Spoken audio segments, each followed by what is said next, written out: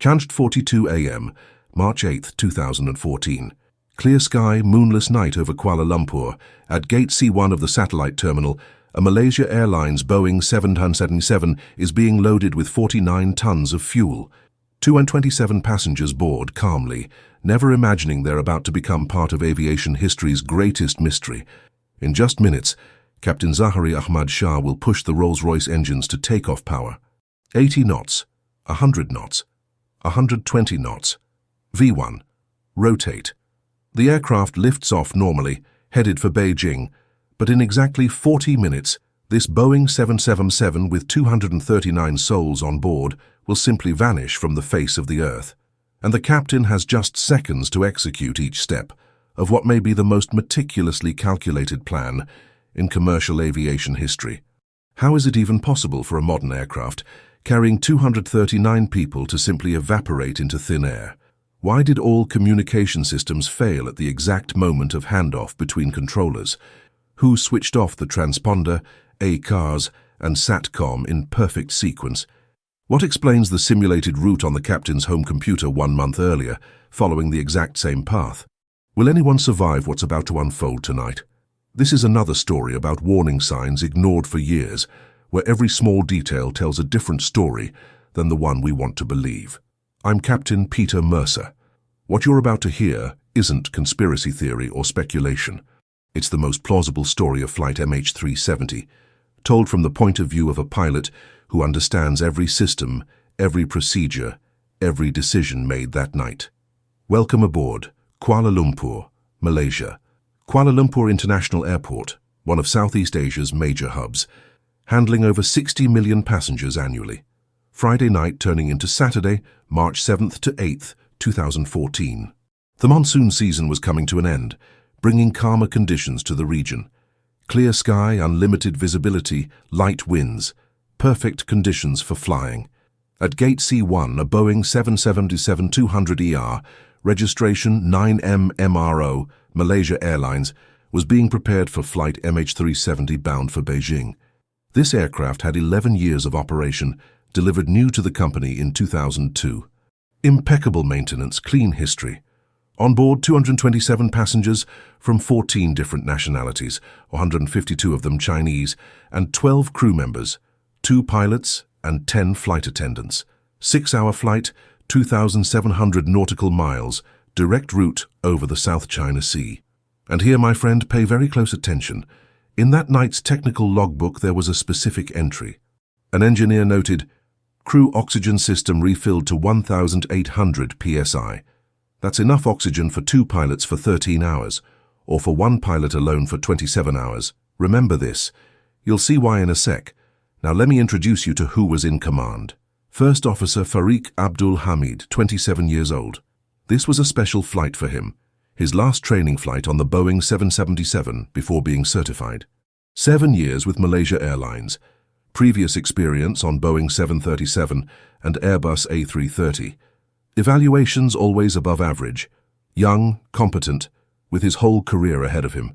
The company trusted him so much they allowed him to fly with just 1 instructor captain instead of the usual 2 on training flights. Captain Zahari Ahmad Shah, 53 years old. Here we need to be crystal clear about who this man was. Over 18,000 flight hours. Let me repeat that. 18,000 hours. That's a hell of a lot of experience, my friend. One of Malaysia's most experienced pilots. With Malaysia Airlines since 1981, started as a cadet and rose to 777 captain. For the past 7 years, besides flying, he trained and examined other pilots. Colleagues described him as playful, deeply knowledgeable about aviation, a true aviation geek. In his spare time, he flew model aircraft, practiced gliding, and had a flight simulator at home where he'd invite colleagues to practice procedures. You know what's most disturbing? Externally, he was the perfect pilot. But on this night, there was far more happening behind that disarming facade. Or 32, pushback. 8 minutes early, the jetway is removed. The Boeing 777 is pushed back from the gate. The aircraft is now a sealed vessel, operating on its own. Zahari pushes the throttles slightly and begins taxiing to runway 32R. Standard procedure at Malaysia Airlines. The captain taxis, the co-pilot operates the radios, After takeoff, they switch. Co-pilot flies, captain operates radios. 140, runway alignment. 4 kilometers of concrete ahead. Dark, open sky. Try 41, takeoff. Farik. Malaysian 370, ready. Control. 370, cleared for takeoff runway 32R. Zahari pushes the engines to takeoff power and hands control to Farik. The co-pilot accelerates down the runway. Within seconds, he rotates, and the 777 climbs into the dark night. Flight 370 has begun its journey north. Turret 46, initial climb. Zahari. Malaysian 370, identified, climbing flight level 180. Can we turn direct? Control. Okay, level cleared, direct Igari.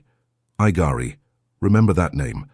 It's a waypoint, a navigation point, and a very unusual one.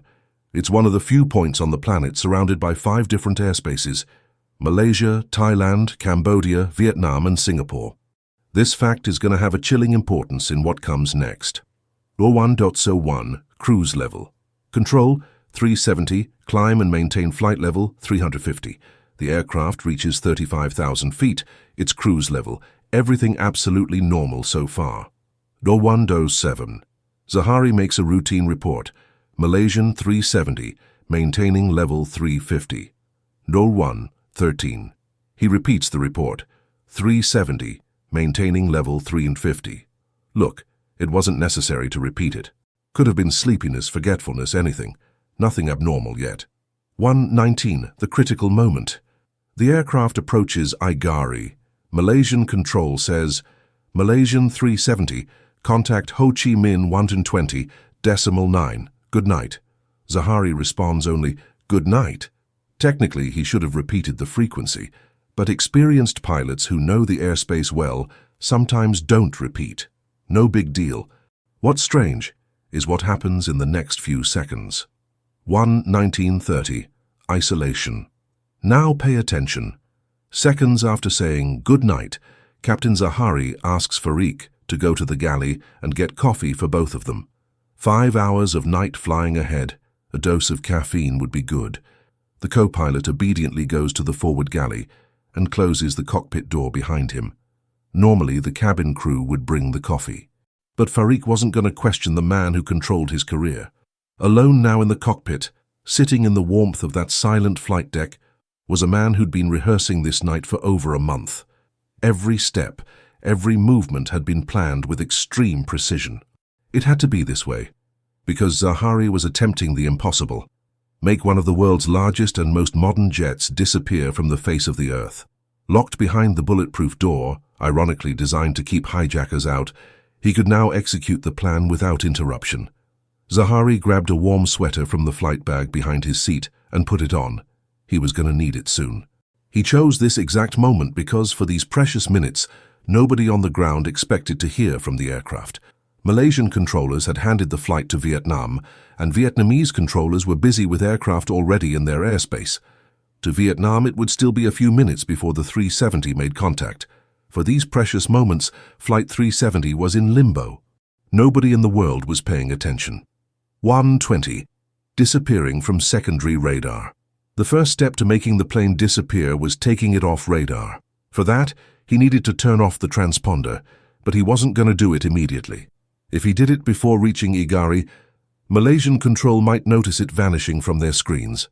If he waited until passing the waypoint, he'd truly be out of their jurisdiction. While the co-pilot prepared coffee in the galley, imagining nothing, Zahari fixed his eyes on Igari, getting closer and closer. At 01:21:13, when the active waypoint in the upper right corner of the screen changed from Igari to Baitudi, the next point on the route, that was the trigger.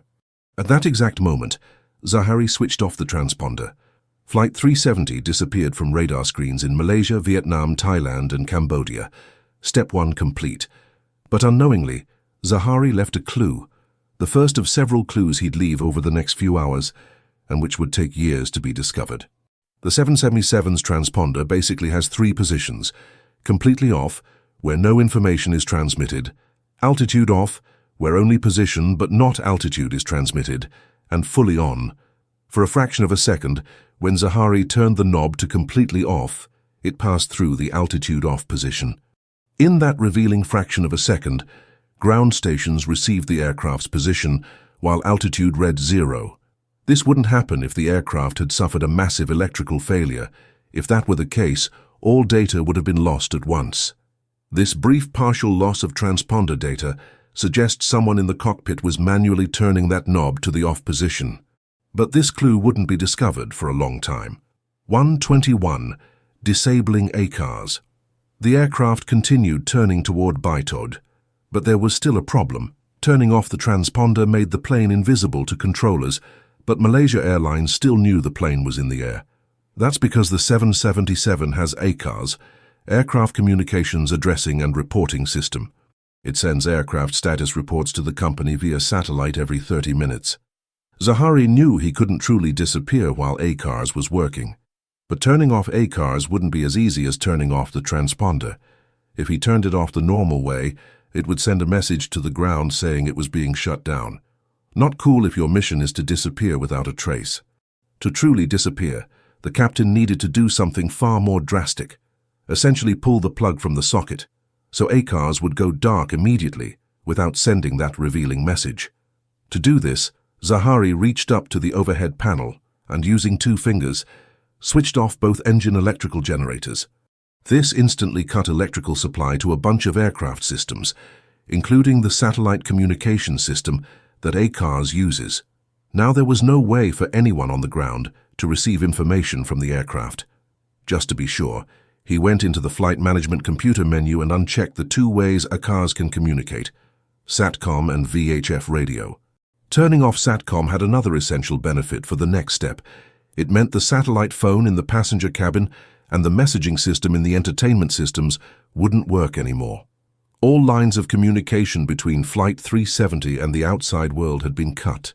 To be absolutely certain, Zahari then turned off the aircraft's exterior lights. Now Flight 370 was completely invisible. All this happened in less than a minute, but these were just the first steps. Zahari had successfully hidden the aircraft from people on the ground, but behind him 238 people expected to be taken to Beijing. The co-pilot was making coffee and would return to the cockpit soon. To execute the complete plan, Zahari would need to somehow incapacitate all 239 people on the aircraft. And for that, he had at his disposal a rather unconventional weapon: air, or more specifically, thin air. At 35,000 feet, there's only enough air to keep a human conscious for about 45 seconds. But the air inside a passenger plane is pressurized. If the captain could somehow open a hole in the plane, most of that air would rush out quickly. And he could open a hole. There were 2 valves at the bottom of the plane, appropriately called outflow valves. The captain prepared himself. He grabbed his oxygen mask from the panel on the left, placed it over his head and initiated oxygen flow. Now that he had his own supply, he moved his right hand to the overhead panel and prevented the engines from bringing new air into the cabin. Then he pressed a button that changed cabin pressurization from automatic to manual. Now he controlled the amount of air inside the cabin. He had in his hands the air supply, the very life force of all 238 people behind him. After executing the next step, there would be no turning back. 121:30. Depressurization. Exactly as he'd rehearsed, Zahari moved his fingers to the 2 outflow valve switches and pushed them to the open position. In the belly of the aircraft, the 2 valves opened. There was a tremendous noise inside the cabin as air rushed out rapidly. Any passenger who was sleeping woke up startled by the noise and pressure change. Ears popped, and oxygen masks fell automatically from the ceiling. The sudden expansion of air inside the cabin made everything significantly colder. But before the dazed passengers had a chance to put on their masks, the captain violently pulled the plane to the left. 121:40. The impossible turn. In the forward galley, the co-pilot was thrown against the side wall by the dramatic turn. He had only seconds to find an oxygen mask in the pandemonium before falling unconscious. The captain was holding the plane in a turn so tight that the automatic bank angle warning sounded. The aircraft was at the limit of its capabilities, struggling to stay airborne as the captain turned tighter and tighter. But this wasn't dramatic effect. Zahari needed this turn to be tight.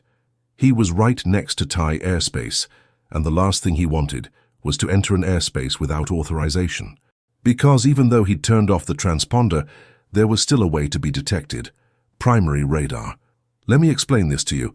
Primary radar is the most basic type of radar. It works on the simple principle of reflection. An antenna on the ground sends a signal that hits any object in the air, including planes and flocks of birds, and is reflected back. Since it works just by bouncing radio waves off the aircraft fuselage, there's no way a pilot can avoid being detected by primary radar. But at the same time, because it's such a simple system, all it can tell is where an object is. It can't tell what it is or at what altitude it's flying. If Thai military detected an unidentified target invading their airspace, they might very well send fighter jets to investigate. 1:23. Completing the turn. Just over 2 minutes after starting the turn, Zahari levels the wings. He checks his position on the navigation display. To his relief, he'd managed to avoid Thai airspace. Flight 370 was now heading in the opposite direction, back toward Malaysia. The first part of the mission was complete, but a massive challenge still lay ahead. He'd have to cross back through the Malay Peninsula without being intercepted by the Malaysian or Thai Air Force. And he'd have to do this without his plan being ruined by the 238 people behind him. In the main cabin, passengers were frightened and confused. They'd put on their oxygen masks and were listening attentively to crew instructions. The crew said there'd been a rapid decompression and they'd descend to breathable altitude soon. Apart from the cold in the cabin and the fact that masks had dropped, the situation seemed under control. But First Officer Farik knew the situation was far from under control. Nowhere in any depressurization checklist does it say pilots should turn the aircraft back. The first priority after putting on masks is to descend to an altitude where air is breathable. Whatever was happening up front had to be very strange. During the sharp turn, Farik had managed to grab hold of a cabin crew seat in the forward galley and get an oxygen mask. Now he was ready to return to the cockpit to help the captain with the emergency. 1:24. Attempts to enter the cockpit. But locked on the other side of the impenetrable door, the captain had other plans. Passenger oxygen masks provide only about 20 minutes of oxygen. The reason for this is, it gives enough time for pilots to descend to safe altitude, which normally takes about 10 minutes. None of the passengers or crew members knew yet, but they weren't going to descend to breathable altitude. Their time was running out. Farik approached the interphone at the forward left door, heart pounding. Over his shoulder was one of the plane's portable oxygen bottles, which he'd grabbed from the compartment. He'd attached the flexible plastic mask to his face and was breathing heavily from it. There were 15 of these oxygen bottles distributed throughout the cabin, one for each flight attendant in a maximum crew. There were only 10 flight attendants on Flight 370, so there was more than enough. And unlike passenger masks, these bottles had 44 minutes of oxygen, more than the crew could need in any conceivable emergency. But this emergency had never been conceived. Farik was the only person on board breathing from a portable bottle. The flight attendants had followed training and quickly sat in a passenger seat or flight attendant station and grabbed the 20-minute mask that drops from the ceiling. Farik picked up the phone, dialed the code to call the cockpit, and put the receiver to his ear. In the cockpit, a message appeared on the captain's center display: cabin call. If Zahari wanted to open the door, all he needed to do was turn the knob on the center pedestal from the automatic position to the unlocked position. The door would unlock. The light on the keypad outside would turn green and Farik could push it open. Farik waited and watched as the light on the entry keypad remained red. It should only take a second for the captain to unlock the door. Why wasn't he doing it? The co-pilot imagined he must be very busy dealing with the emergency. He waited a few moments and dialed the cockpit again. The cabin call message appeared again on the captain's display, and again he ignored it. This was terrifying. The aircraft had depressurized and wasn't descending. Something was going very wrong up front. In the cockpit, on the other side of the door, Zahari kept his eyes fixed ahead on the orange lights of the coastal city of Kota Bharu. This was his entry point for the journey back through the country, and it was perfect for this mission. 1:26. Emergency code. Farik then had a terrible thought. What if the reason the door wasn't opening was that the captain had been incapacitated by decompression? It would be strange, because putting on the oxygen mask is the first item on the checklist, completed even before descent. And besides, Captain Zahari regularly taught this scenario to pilots in the company's simulators. He was more qualified than almost anyone to handle this emergency. How could he simply forget to put on his mask? But there was no time for Farik to figure this out. He needed to get back inside the cockpit. And for that, he had one last option. The cockpit door keypads don't accept just one code. Besides the normal code, there's a special code for the rare event when pilots become incapacitated and cabin crew need access. With this code, the door opens automatically if pilots don't respond after 30 seconds. But of course, this emergency code could easily be used by hijackers to gain entry to the cockpit. So to prevent this, in the cockpit, pilots have the option to turn the door knob to the deny position within 30 seconds of the code being entered. The co-pilot ran to the keypad and entered the emergency code. A loud alarm sounded in the cockpit. If the captain was incapacitated, the door would open automatically for Farik in just 30 seconds. Farik waited anxiously. 10 seconds passed, then 20. But those final seconds came and went, and the keypad light remained red. A horrible feeling came over the co-pilot. He entered the code again, this time more carefully, and waited, counting the seconds on the clock. And once more, after 30 seconds, the light remained red. This could only mean one thing. On the other side of the door, the captain had heard the alarm and had turned the knob to deny. The captain checked the clock. It was 1:32 in the morning, 12 minutes since he'd turned the 777 back. In about 5 minutes, passenger oxygen masks would start running out. When they did, all 227 passengers would become hypoxic. The 10 flight attendants were in the same situation. Let me explain hypoxia to you, my friend. The effects of hypoxia are very similar to the effects of alcohol. Some people become euphoric and happy, others become angry, still others become content and relaxed. Contrary to what many think, you don't suffocate in a decompression. There's simply a decrease in consciousness until the lights go out. Ironically, the very loss of mental faculties that occurs in hypoxia prevents the perception that it's happening. In the cockpit, Zahari made a small adjustment to stay on course while carefully scanning the skies around him. He was now back over land, crossing the Malay Peninsula. He'd flown these skies for decades, day and night, and knew the terrain so well, he could easily identify the various cities on the route as he flew. He knew that at current speed, he'd be able to cross the peninsula in about 20 minutes. As he flew, he kept the radio tuned to the Kuala Lumpur control frequency. He could hear the controller talking to other planes normally.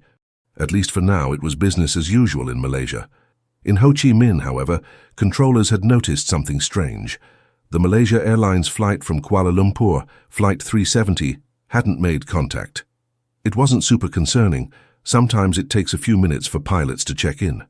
But what was unusual was that the flight wasn't even showing up on radar, despite having been handed off by Kuala Lumpur control almost 20 minutes earlier. 1:38, Ho Chi Minh attempts contact. The controller tried to contact the flight by radio, but Ho Chi Minh was far from Zahari's mind at that moment. While controllers there counted the minutes since he should have made contact, he was counting the minutes until passengers and crew lost consciousness. As for his own oxygen supply, there was no risk of it running out. The supply came from 2 large tanks under the cockpit that had enough oxygen for 2 pilots for 13 hours, or 1 pilot 27 hours. And remember that entry in the technical logbook? The oxygen system had been refilled that very night, just before the plane departed Kuala Lumpur. Coincidence? You decide. The co-pilot was beginning to panic. No matter how many times he entered the code, the light remained red. He started banging the oxygen mask against the cockpit door in a desperate attempt to get the captain's attention. 1:41. Controllers realize. Ho Chi Minh Control was getting worried. Flight 370 still hadn't appeared on radar and hadn't responded to any calls. The controller had tried asking other aircraft in the area to make radio contact with the plane, including on the international emergency frequency. These aircraft tried, but were met with nothing but silence. After repeated efforts to call the missing aircraft, the Ho Chi Minh controller telephoned the Kuala Lumpur controller and said he hadn't been able to make radar contact with Flight 370. He asked if the flight had turned back to Kuala Lumpur, but the Malaysian controller said no. Fears now began to grow that something terrible had happened to the flight. The Kuala Lumpur controller began calling Flight 370 on the radio, in case it had returned to his airspace. Zahari was listening, but remained silent. For the first time that night, he had confirmation that the ground knew the plane was missing. At that moment, his plane was a dot on military primary radar screens racing across the southwest of the peninsula. Zahari saw the lights of Penang on the horizon. Once there, he'd execute the next step of the plan. Around this time, passenger oxygen masks began running out. Gradually, the low murmur that permeated the aircraft began to diminish. Within minutes, all 227 passengers would be unconscious. And unless pressurization was restored, not long after that they'd suffer irreversible brain damage from oxygen deprivation. And then, death. Flight 370 looked like any other plane as it glided high over the Malaysian interior. But now it was becoming a flying mausoleum for all occupants except one. First Officer Farik was getting increasingly desperate. None of his attempts to get back into the cockpit had worked. He needed to try something different. He knew that at that altitude his cell phone wouldn't have signal. However, at one of the cabin crew stations, there was a satellite phone. Maybe, he thought, if he could call the company, someone could help. Farik began walking through the cabin. The clock was ticking. He still had about 20 minutes of oxygen in the tank, but as he walked through the cabin, he began feeling dizzy. Even though his mask provided 100% oxygen, it wasn't designed to be used at high altitude for extended periods. By comparison, the captain was wearing a full-face mask with a tight seal, specifically designed to deliver oxygen under positive pressure. With 26 hours of oxygen remaining, he was in no hurry to repressurize the plane. By that point, he'd calculated that all passengers and most, if not all, of the crew had lost consciousness.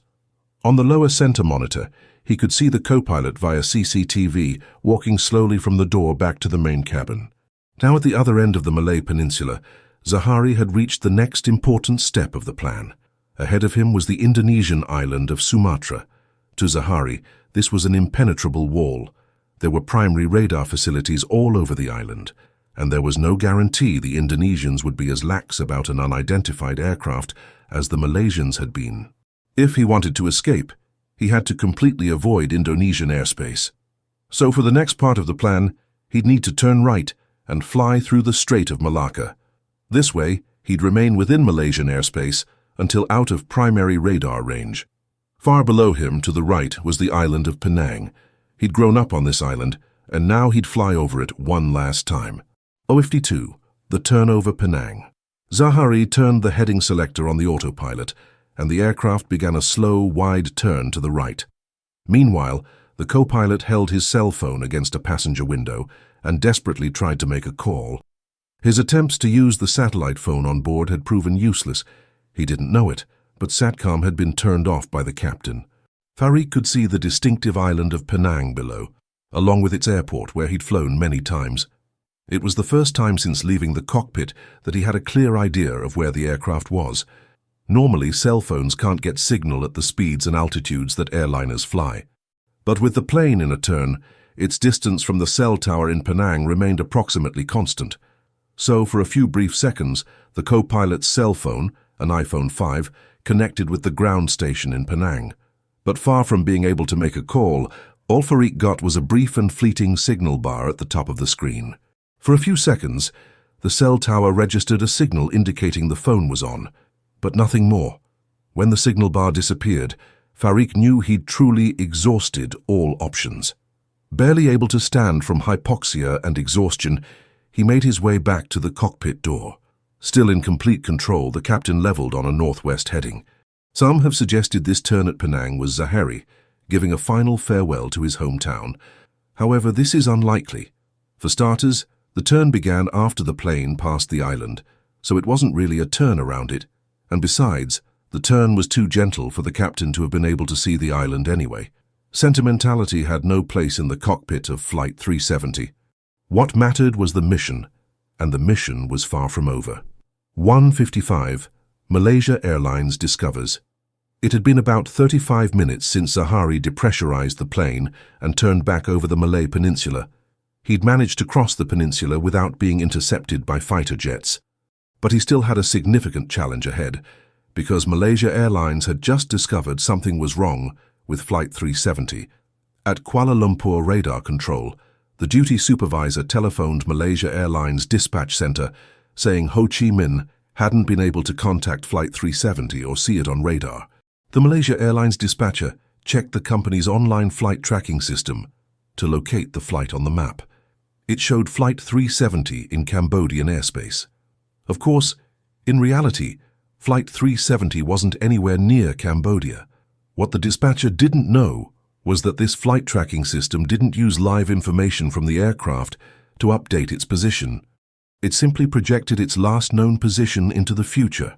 Since the aircraft's last known position was over the South China Sea heading northeast, that's where the flight tracker showed it to be. As far as Malaysia Airlines and now Air Traffic Control authorities were concerned, that's where Flight 370 was.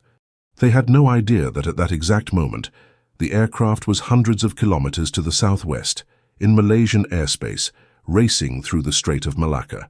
The dispatcher sent an ASARS text message to the cockpit printer asking pilots to contact Ho Chi Minh immediately. But this message didn't reach Flight 370's cockpit. The captain had prevented ACARS from communicating with the outside world right after he removed power from SATCOM. There was still a big thorn in Zahari's side. He knew that at Langkawi Airport, in the Malaysian state of Kedah, there was a primary radar station. He also knew this radar's range was 200 nautical miles. Every second he spent within range of this radar, he risked being discovered and intercepted by fighter jets. Since he couldn't avoid this radar, his strategy for this part of the mission was to blend in. Even at night, several commercial aircraft fly through the Strait of Malacca, going to and from Kuala Lumpur and Europe and the Middle East. To anyone looking at radar that night, Flight 370 would look like just another dot moving serenely through the strait. A chilling silence now filled the 777's passenger cabin. It had been almost an hour since the plane was depressurized, and all passengers were either unconscious or dead. The co-pilot and any flight attendants who'd used portable oxygen bottles with 44-minute supply had slipped into unconsciousness too. At 35,000 feet, even 100% oxygen provided through a portable bottle isn't enough to remain significantly conscious. The only person alive and functioning was the one in the cockpit. 215 overheating warnings. But the situation he'd created was now beginning to have unexpected side effects for his aircraft, and these had nothing to do with oxygen supply. Back at Agari, when the captain cut power to the two main electrical generators, the aircraft's computers had diverted the limited remaining electrical power only to the plane's most essential systems. But now, almost an hour after this happened, the plane had started issuing warnings saying the computer room below the cockpit, known as the EEE Bay, was getting too hot.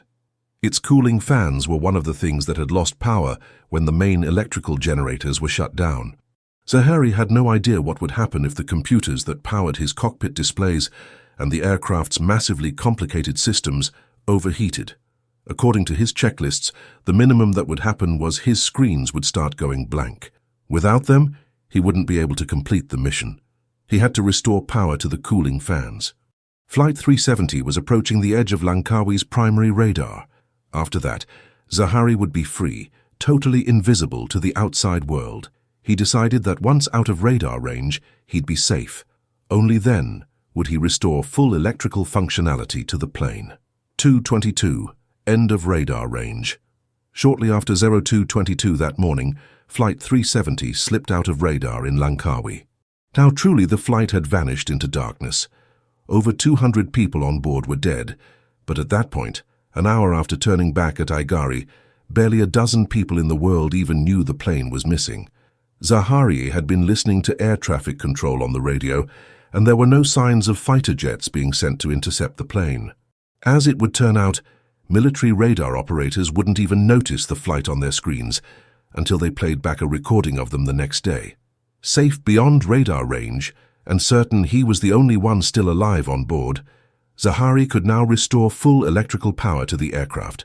U-Port 25, electrical restoration and the fatal error. He reached up to the overhead panel and re-energized the left and right electrical buses. A series of onboard systems came back to life as the plane reconfigured itself electrically. The familiar hum of fans below the cockpit resumed, and they began cooling the hot computers.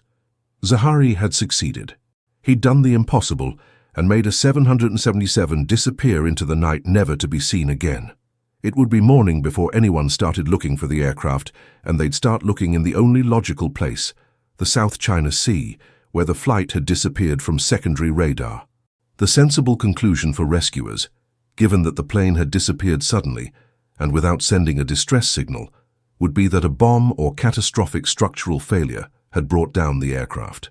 Zahari knew that in the days and weeks following, it was possible investigators would review primary radar tape recordings and see that the plane had turned back at Igari and then turned again at Penang and flown through the Strait of Malacca. But he knew that's where the trail would end. If authorities were smart, search and rescue operations would focus on the Andaman Sea and Bay of Bengal. And that, in Zahari's mind, was the beauty of the plan, because now, out of radar coverage, he'd execute his final trick. Once he flew past the island of Sumatra, he'd turn south and take the 777 into the depths of the southern Indian Ocean. Nobody could know he'd made this turn, and even if they somehow knew, they couldn't find him. The Indian Ocean is enormous, and with more than 5.5 hours of fuel still on board, he could go deep into the middle of it. As far as Zahari was concerned, this plan was foolproof. Except it wasn't. Zahari didn't know, but the SATCOM that had been reset when he restored power to the main electrical generators wasn't just a passive system. When he restored full electrical power to the aircraft at 02:25 that morning, a component of SATCOM, the Satellite Data Unit, or SDU, rebooted, and when it did, it sent a message to a satellite high above the Indian Ocean. This satellite was operated by a company called Inmarsat. The aircraft's SDU told the satellite, or more precisely told the ground station in Perth, Australia, which the satellite acted as a conduit for, that it wanted to log into the satellite network. This login request was proof the plane was still in the air, or at least that it was still intact. And more, every hour the ground station in Perth would send a message to the plane that the plane would respond to, confirming it was still on the network. What this meant was Zahari was completely wrong in his assumption he'd disappeared completely. He continued through the Strait of Malacca, oblivious that he carried with him an enormous liability. But he couldn't be blamed for thinking SATCOM wouldn't reveal much beyond the fact the plane was still flying. After all, this login request contained no information. From the satellite's point of view, it just received a message from a Malaysia Airlines plane asking to log into the network. This message didn't say where the plane was or anything like that. However, it contained one piece of information that in a week would shock the world. An Inmarsat engineer was going to take a look at this login request and have a brilliant idea. Attached to the signal sent by the plane was a timestamp saying when it was sent. The satellite also recorded when it had received the signal from the aircraft. By comparing these two times, it was possible to determine how long it took for the signal to reach the satellite. The engineer who looked at this data realized that since this signal traveled at a known speed, the speed of light, he'd be able to determine how far the plane was from the satellite when it sent the signal. He did this calculation and got an answer. At 02:25 in the morning of March 8th, Flight 370 was somewhere on this ring, not inside this ring, but on it. Everywhere along this ring was the same distance from the satellite. Since the aircraft's last known position on primary radar was only 3 minutes earlier, it would be impossible to have traveled to Africa or India in that time. It had to be somewhere near the last known position, on an arc approximately this length, and thus the first arc was born. Zahari had just given investigators the definitive clue. And more, it wasn't going to stop at just one ring. A new ring, and therefore a new arc, would be formed every hour when the ground station in Perth asked about the plane's online status. These routine exchanges came to be known as handshakes, one arc every hour for as long as the plane was in the air. From this point on, the story of Flight 370 is the story of these arcs. Aboard Flight 370, the mission to oblivion continued. Zahari repressurized the aircraft. With everyone behind him incapacitated or dead, there was no need to keep air pressure so low. Mask removed and out of radar range, Zahari could begin the next stage of the mission. Turn the plane south. On the left side, he watched the lights of distant cities on the Sumatra coast twinkle. When he was beyond them, he'd make his move. While Zahari watched and waited, Malaysia Airlines Operations Center in Kuala Lumpur was getting increasingly concerned. It was unprecedented for a plane to be out of contact for so long. 0238 and 0239, attempts via ACARS. At 0238 in the morning, they sent a message to the aircraft via ACARS that should appear in the cockpit. But this message wasn't received by Flight 370. Zahari had cut the connection between ACARS and SATCOM and VHF. The company sent the message again at 0239, but it didn't arrive that time either. 0239, satellite phone rings. Then Malaysia Airlines decided to call the plane via SATCOM. In Flight 370's cockpit, the SATCOM phone rang. Zahari saw the call appear on the screen. Now he had confirmation the company knew something was wrong with the flight. He watched and waited for the call to stop ringing. After a few seconds, it stopped. Zahari wondered if the ground would be able to tell the difference between a call that wasn't answered and one that didn't reach the aircraft. But at that point, it hardly mattered. The company was still trying to locate the plane somewhere over Cambodia. In fact, less than 10 minutes earlier, it had told air traffic control the aircraft's coordinates according to flight tracking software. They had no idea how far off they were. 2:40, final turn. Exactly as Zahari expected, the Malaysian military had been asleep at the switch. They'd failed to identify an unknown target for over an hour, as it passed right through their airspace under cover of darkness. And having completely fooled the authorities, Zahari would now make his final turn south. He turned the heading selector to the left, and the 777, Zahari's unwitting accomplice, obeyed, completely oblivious to the mission of which it was part. As Zahari turned south, he could imagine the headlines that would appear in newspapers in the coming days. He could imagine the countless theories that would be presented to explain the mystery. He knew that as long as the wreckage was never discovered, there would always be a shadow of doubt about what caused the plane's disappearance. Some would say what happened that night was a tragic accident, that some combination of electrical failure, rapid decompression, and pilot incapacitation led to Flight 370's disappearance. But these accident scenarios all have massive flaws. If there was electrical failure big enough to incapacitate the pilots, why did the satellite data unit come back online an hour after being shut off and stay working for hours after? Normally, when electrical systems fail, they stay failed. And if the pilots were so incapacitated they couldn't make the aircraft descend and return to an airport, why were they still conscious enough 30 minutes after the emergency began to turn at Penang, and more than 40 minutes after that to turn again over the open ocean? And more, why did they turn in such inopportune places? Why was each turn timed perfectly to avoid detection by air traffic controllers, civilian and military? Anyone who believes Flight 370's disappearance was an accident also has to consider the fact the aircraft's problems began exactly when it reached Igari, the handoff point between Malaysian and Vietnamese airspace. If an accident caused Flight 370's disappearance, then it would seem chance itself incriminated the pilots. And there's one more fact, and it's perhaps the most disturbing fact of all. As Zahari headed south over the Indian Ocean, this strange series of events was strangely familiar to him, because just over a month before this night, he'd practiced this journey on his home flight simulator. On the night of February 2nd, 2014, Zahari had taken a simulated 777 to cruise altitude and flown through the Strait of Malacca. There was nothing particularly unusual about this. Malaysia Airlines had several routes that went through the Strait of Malacca, and like many pilots, Zahari sometimes practiced flights on his home computer. What was unusual was what he did next.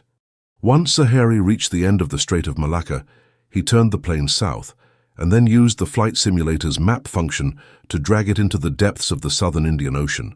From there, he set the fuel amount to 0 and began gliding the plane, first from altitude of about 37,000 feet and then from 4,000 feet. If this simulator route was mere coincidence, then once again we'd have to conclude chance itself had something against Captain Zahari that night. Zahari unbuckled his seatbelt and reclined in his seat. He looked at the darkness ahead of him.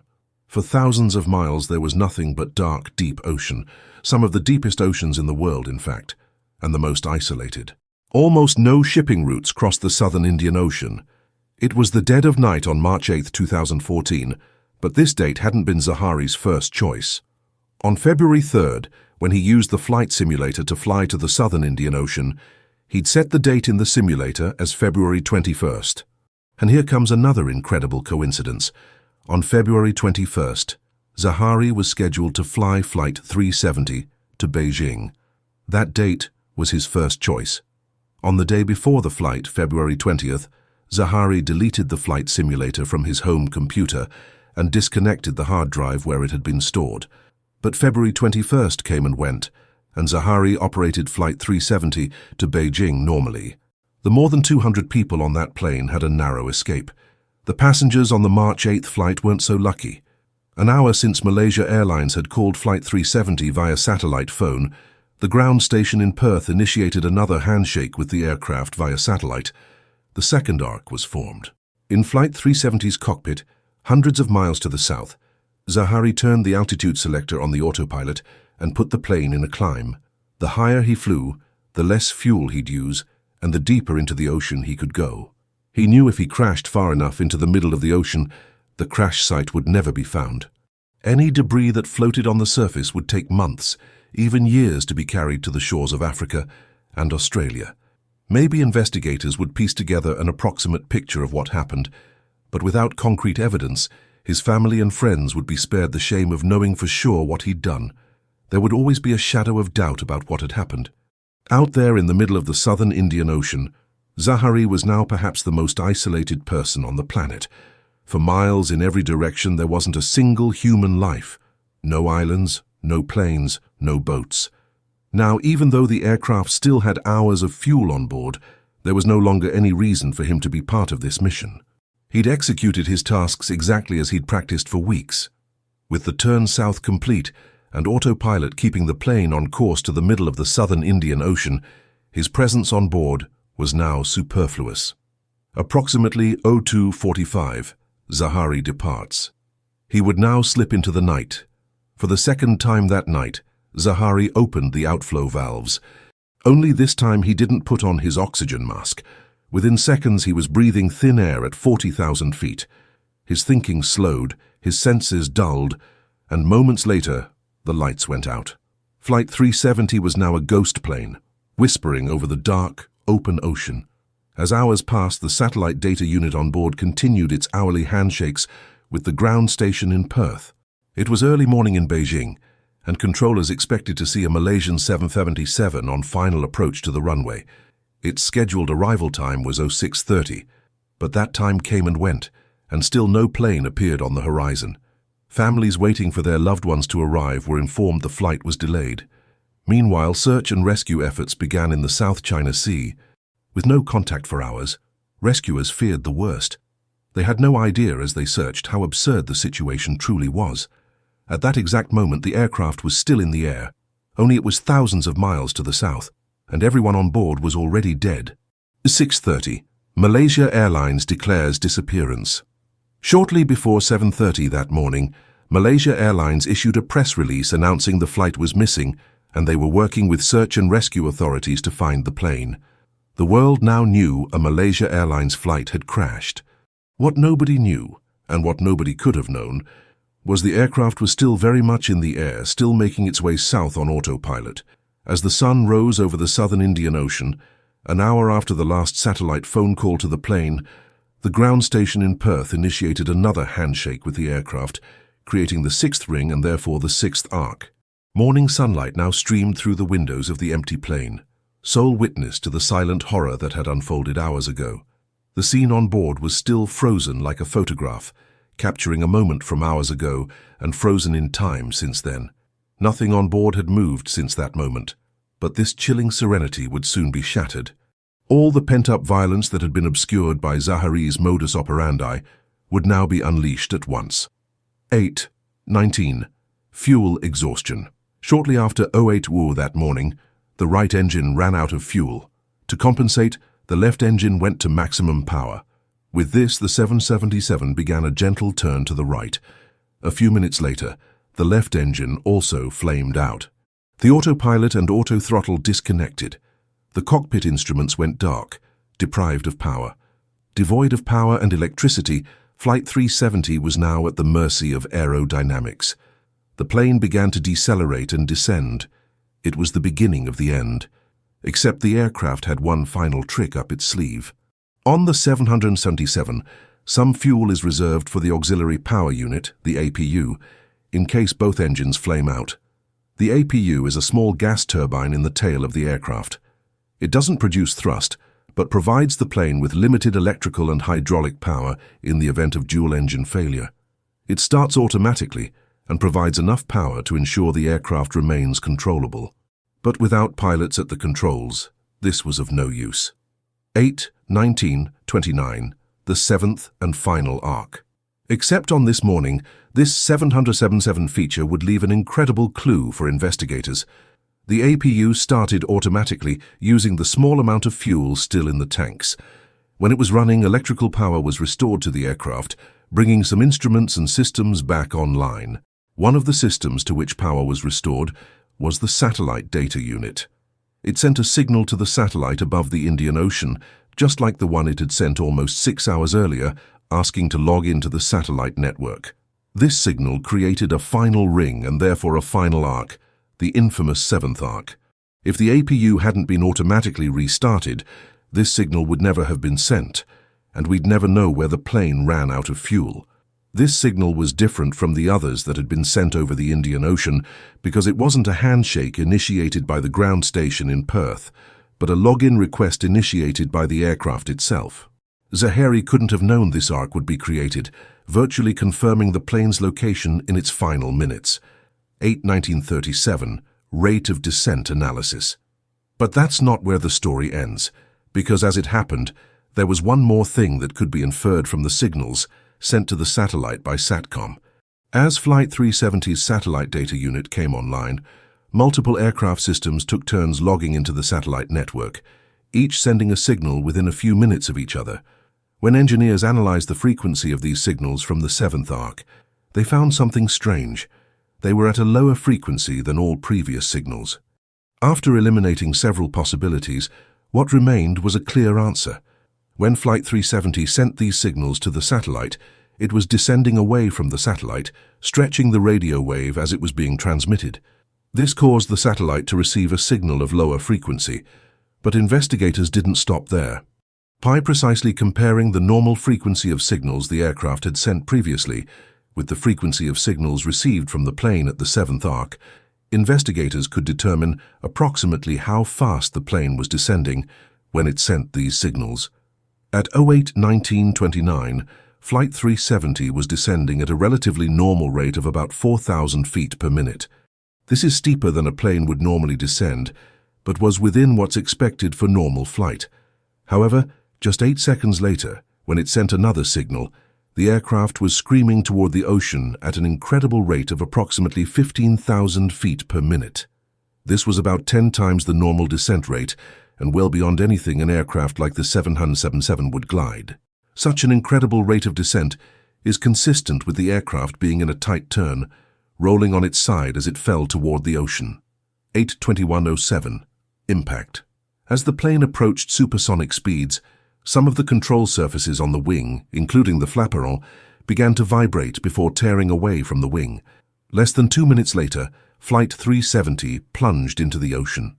At 08/21/07, one more signal should have been sent from the plane to the satellite. The signal never came. Most of the aircraft was torn apart on impact, with debris sinking for miles before settling scattered on the seafloor. However, hundreds of pieces began to float.